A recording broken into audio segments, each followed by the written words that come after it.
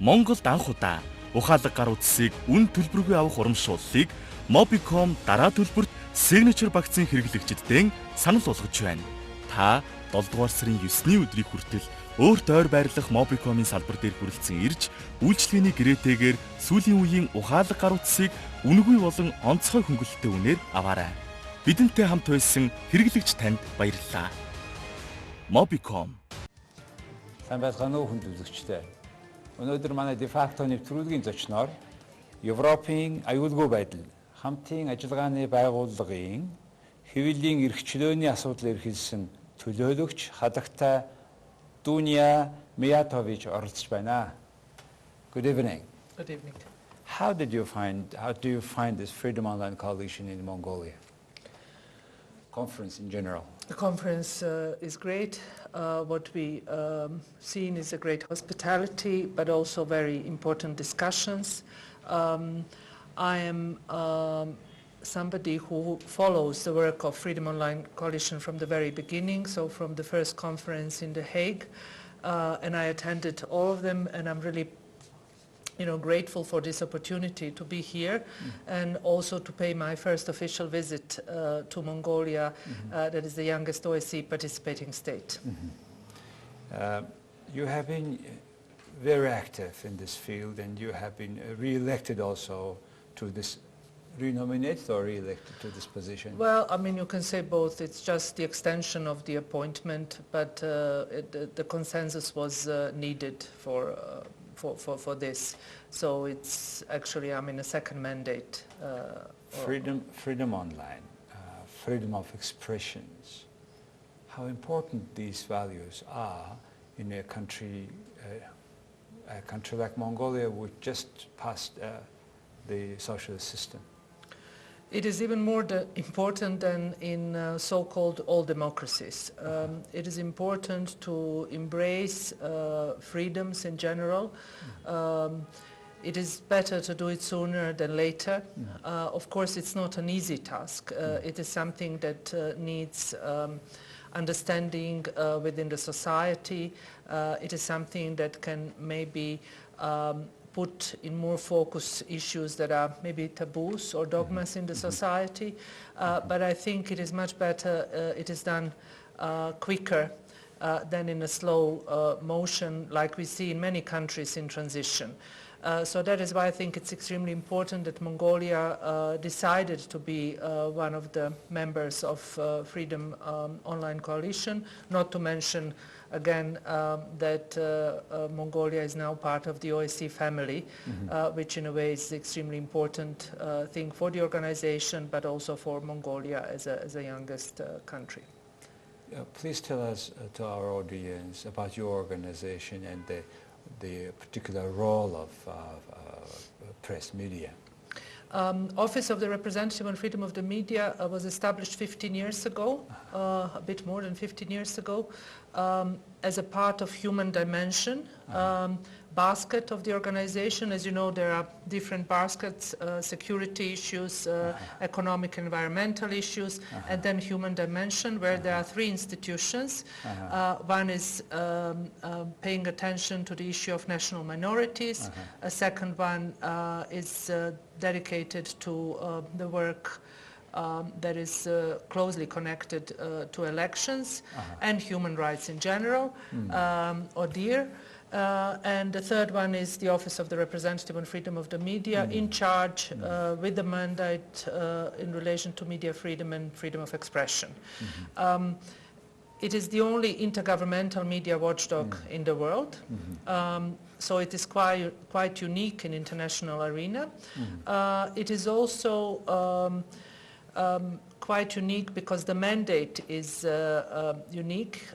It is given by all 57 participating states to the person who is holding the office, and you are in a way given a license to criticize, to remind governments of the commitments that they voluntarily agreed upon, but at the same time to assist, to help, to engage, which is the main role I have.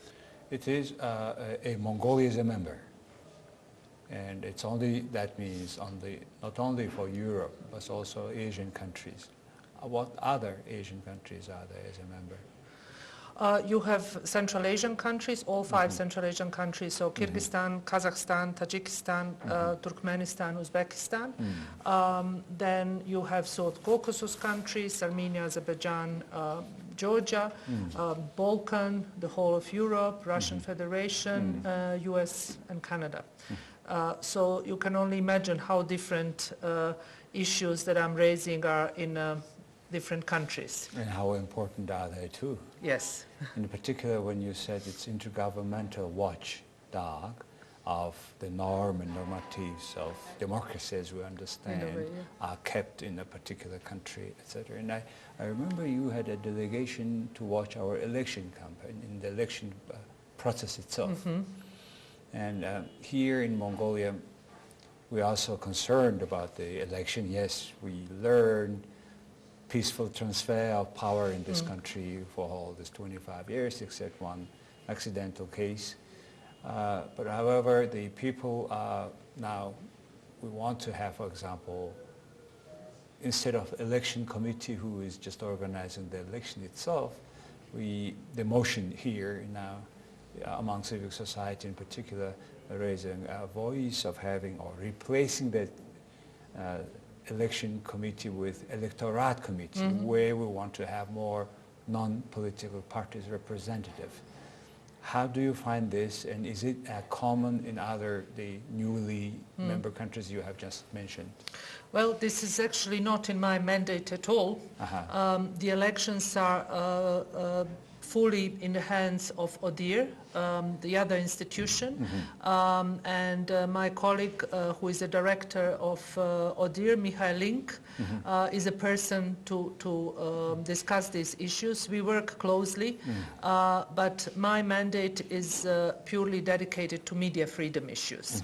And in this, of course, we do look at media reporting during elections, but mainly the issues of the safety of journalists, and ODIHR is the institution within the OSCE fully in charge of the elections. And I'm sure that colleagues from ODIHR, if not even a director, will be here for the Parliamentary Assembly meeting that Mongolia is hosting in September, as I heard. Let's talk a bit about the media and freedom of media, freedom of expressions.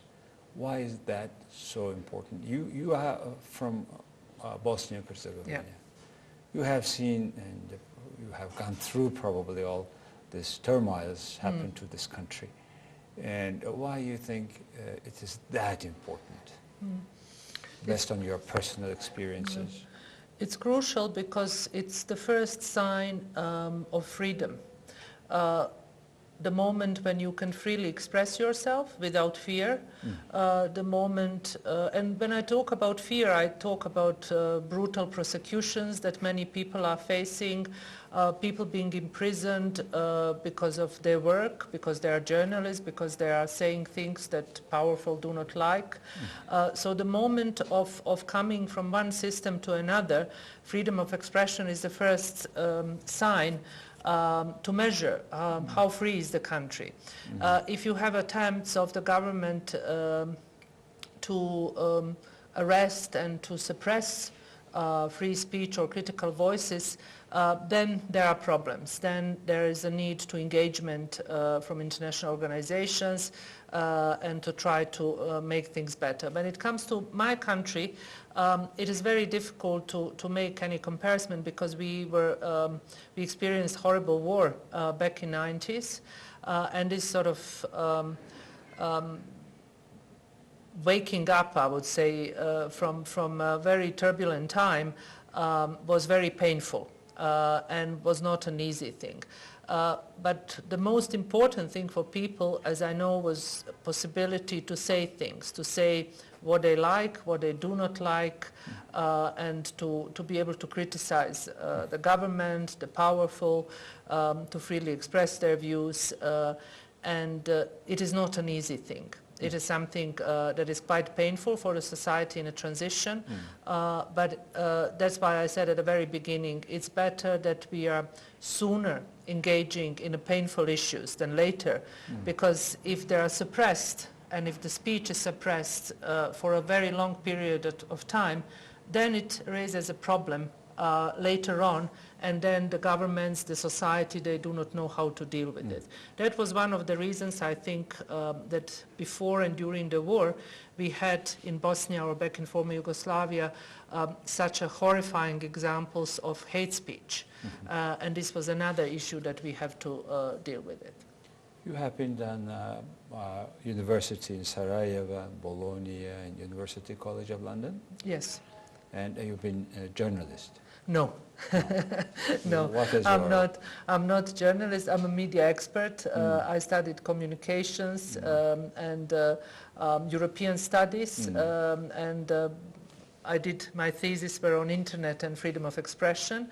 I always wanted to be a journalist, but I realized very soon in my career that I'm not a journalist. Nevertheless, you have been writing a lot of articles, Yeah. publications on these issues. Yes, but in a different way, more as an expert than as somebody who Okay. is, doing things that, in my view, journalists are doing. I think for journalism you need passion, you need talent. Not everybody can be investigative, journalists. Here I'm not talking about journalism in general, but investigative journalism and producing news and really engaging in stories that can change our life.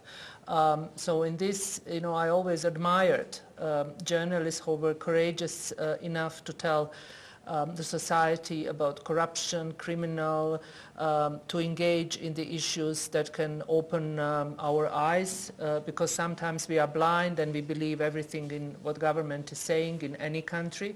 So there is a need for journalists to engage with people, to tell the stories. You can like it or not, but the possibility has to be there. Yeah, Mongolia is not exclusion. There are journalists somehow, well, not suppressed, I would say, but somehow there are certain rights are restricted.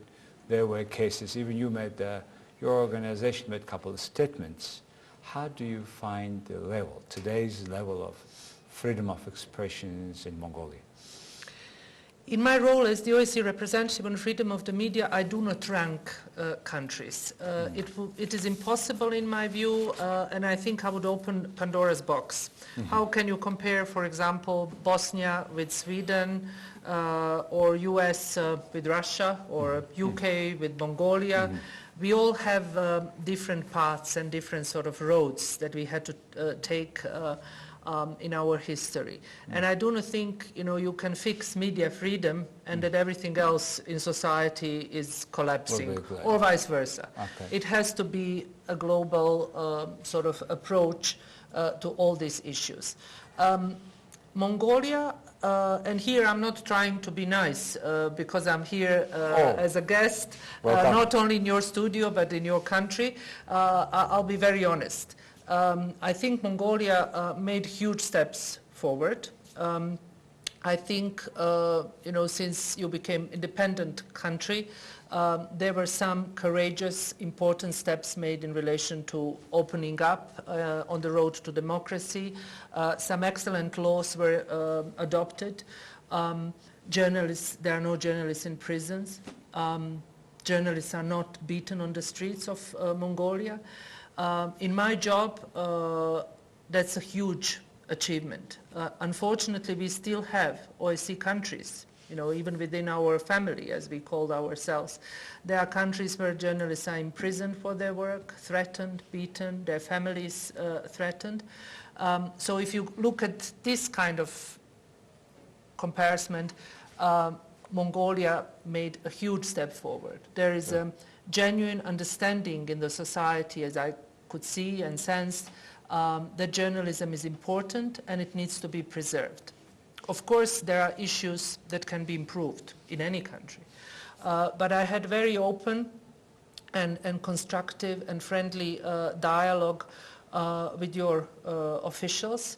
I already met a foreign minister, Speaker of the Parliament, several MPs in order to discuss these issues. Not to mention that the moment I arrived, I had a very long and successful meeting with many members of the civil society, and I was very proud that I could mark World Press Freedom Day from here, that we could send a very strong message from Ulaanbaatar, from Mongolia, on how important it is to preserve freedom of speech and freedom of the media. And I spoke to the authorities and to the civil society on how my office can engage more, on in which directions we can work together. I made an assessment based on the visits of people from my office coming in advance and talking to Mongolian civil society, not to mention that we were engaged even before Mongolia became OSCE participating state in order to make an assessment. So to be very precise, there are several issues that I think should be improved. I think the defamation should be decriminalized. It's not an easy thing to do, and it's not something you can do overnight. There is a need for consensus. There is a need for many issues to be taken care of before this is happening. We talk about moving that provision in our criminal law, defamation, about defamation, to move it into rather to civic law. Exactly. Which not necessarily imprisons that person who is at fault or claimed to be. Okay. So the view my office has is that speech should not be criminalized, and no journalist should go to prison because of certain articles. Of course, citizens need protection, but that protection should be they should seek this protection in administrative civic. So defamation is one issue we need to address. What else? I think already a step was made in relation to really putting less pressure on journalists with this provision in a criminal law, with the establishment of Media Council, which is new. First time ever in Mongolia. I find it as a very important step.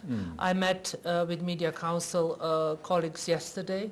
I met a group of young, enthusiastic, energetic people that are willing to engage. I think they need support from the government. They need support from media houses, journalists, but of course they need to gain credibility. And they can gain credibility by starting their work. Yes. They can be a bridge between the court in order to seek possibility for citizens to complain. And this is an example that worked in many countries. In some countries more successful, in some countries less. But I think it's extremely important. It's important for easing the pressure on journalists. It is important for citizens to have additional opportunity to complain. It is also a possibility for politicians to stop pressing charges against journalists, because this is another problem I see in Mongolia, that most of charges and most of cases in relation to the defamation are started by ministers and public figures, and I was really impressed. And it was a great speech that your president gave at the opening of Freedom Online Coalition, when he actually criticized this particular movement, and I could not agree more. So I think if the president of the country is saying these things, I think Mongolian institutions and authorities should be moving in a different direction when it comes to this. I am more than ready to assist, to support, and to work with the authorities in order to make it happen.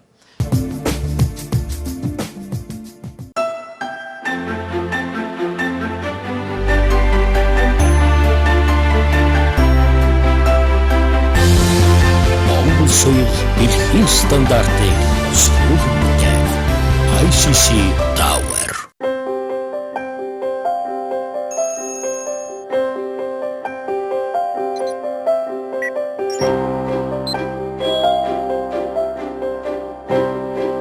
Цаг хугацаа давтагдчихгүй. Харин түүнийг яаж зөв ашигласнаар бидний амжилт бүтээл, аз жаргал биднийг дагдаг. Урлагийн хүний хувьд гэр бүл, уран бүтээлдээ зарцуулах цагаа зөв зохицуулах хэрэгтэй гэдэг.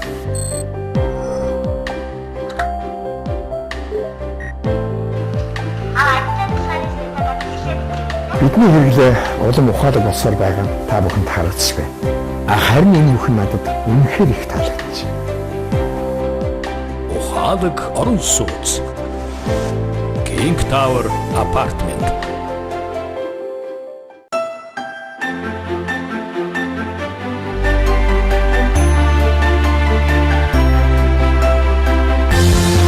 Монгол соёл эрхэлсэн стандартыг зөвлөлийн ICC Tower. What is the best way, and is it the only way to have this media council to make a bit, is a self-regulatory stuff, Self-regulatory, right? Yes. And does it work in other countries? What does it take? What is the most challenges they may have? The challenges are huge, but in order to have challenges, you need to start working. Of course. And they need some time in order to gain trust within media community, but also within the society. I agreed that my office will be engaged, and I also informed the authorities that we will try to engage in helping them raise the awareness among Mongolian society on what are they going to do, how to tackle these issues. It's a self-regulatory. It is something that is without fines, without sanctions, and if media are really professional, they will say, yes, okay, we will comply with this. Yet some lawmakers now even suggesting that we should have a law, media law, and the irresponsible articles, statements by journalists to be related with the editor-in-chief or with the institutions that the journalists work for, rather than as today, at default, always the journalist is. So how do you see that, instead of having the journalist responsible for whatever he did or she did, but the institutions she's writing for?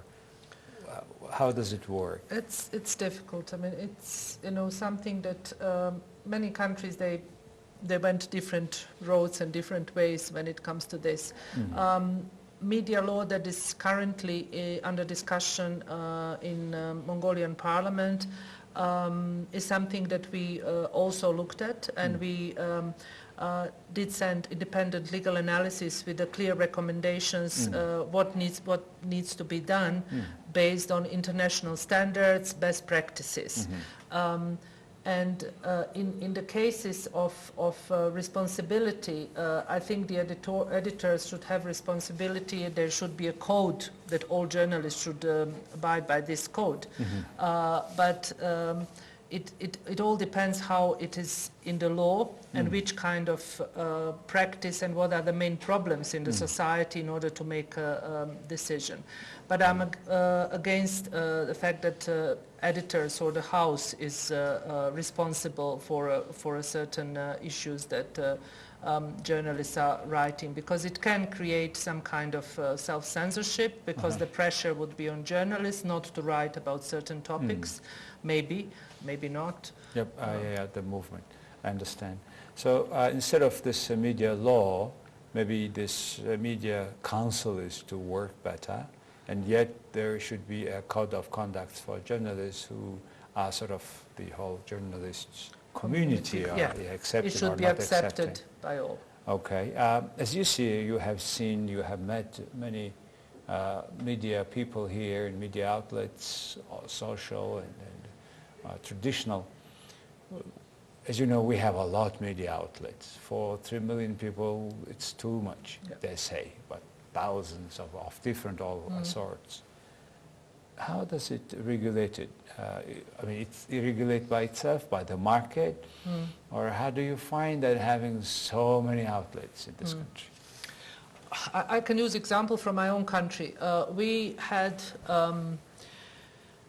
one media during a communist system. Yes, as we did. Yes.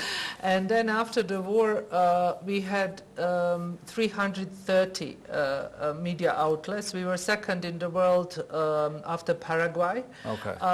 And Bosnia is also 3.5 million people, so very similar. So it was suddenly, media pluralism, as they said. Media mushroomed during and after the war.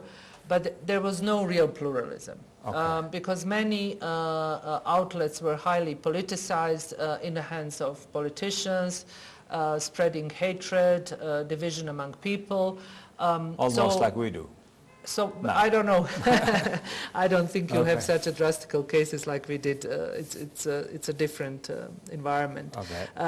But what we did, and that was part of my work and what I was doing is establishing a proper regulatory environment, that all media needs to be licensed, and here I'm talking about radio and TV stations.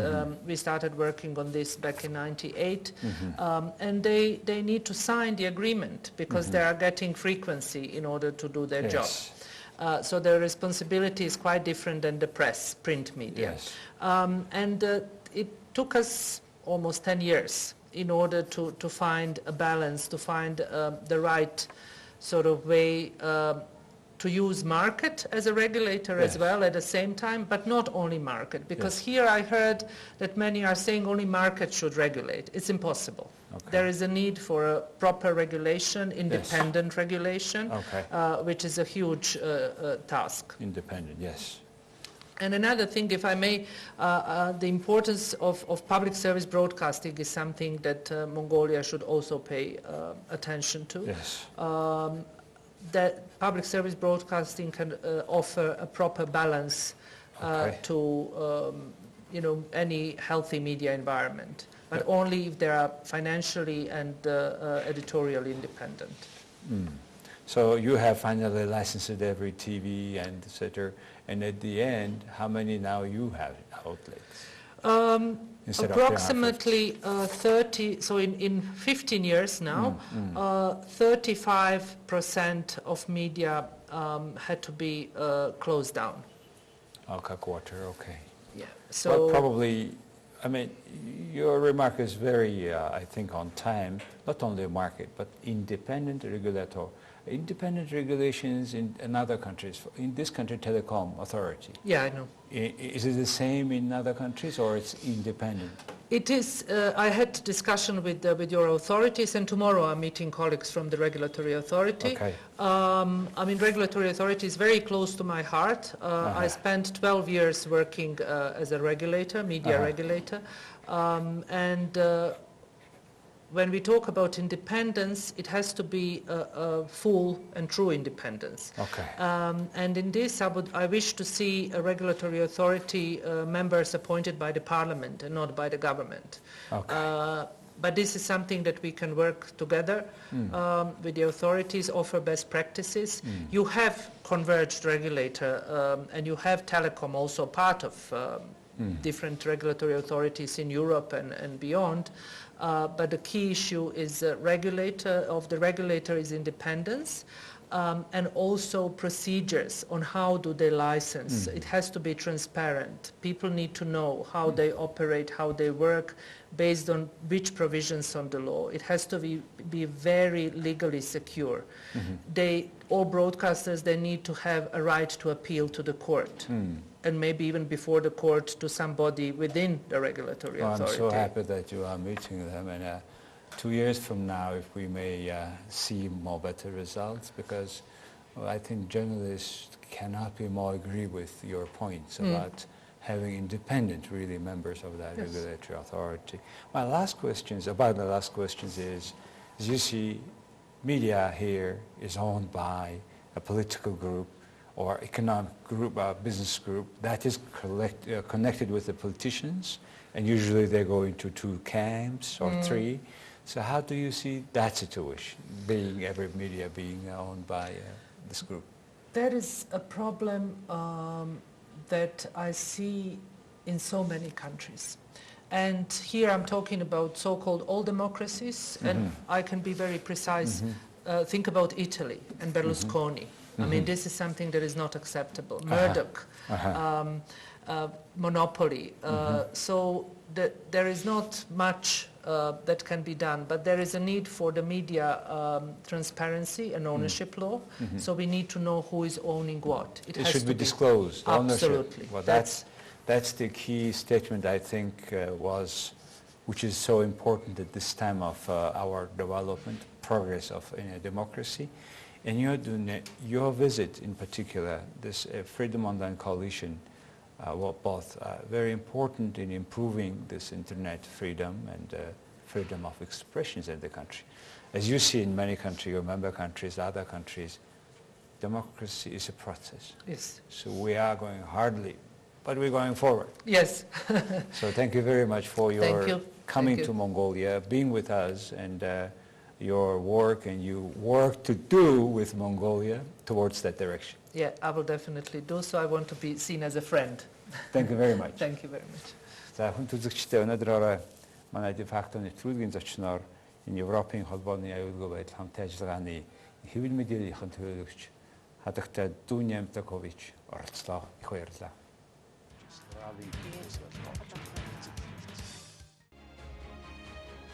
Монголд анх удаа ухаалаг гар утсыг үн төлбөргүй авах урамшууллыг Mobicom дараа төлбөрт signature багцын хэрэглэгчдэд санал болгож байна. Та 7 дугаар сарын 9-ний өдрийг хүртэл өөрт ойр байрлах Mobicom-ийн салбар дээр хүрэлцэн ирж, үйлчлэгээний гэрээтэйгээр сүүлийн үеийн ухаалаг гар утсыг үнэгүй болон онцгой хөнгөлөлттэй үнээр аваарай. Бидэнтэй хамт байсан хэрэглэгч танд баярлалаа. Mobicom